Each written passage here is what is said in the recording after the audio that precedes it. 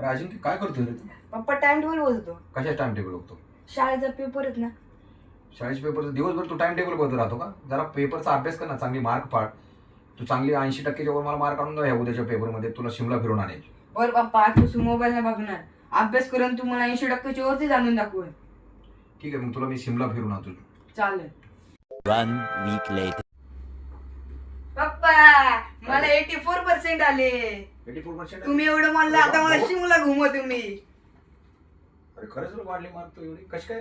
तुला मग काय शिमला तुम्ही- फिरून हा. 100% फिरवणार. तू सांग आता शिमला फिरवा. लगेच 2 मिनिटं थांब. कधी जायचंय? थांब लगेच जाऊ.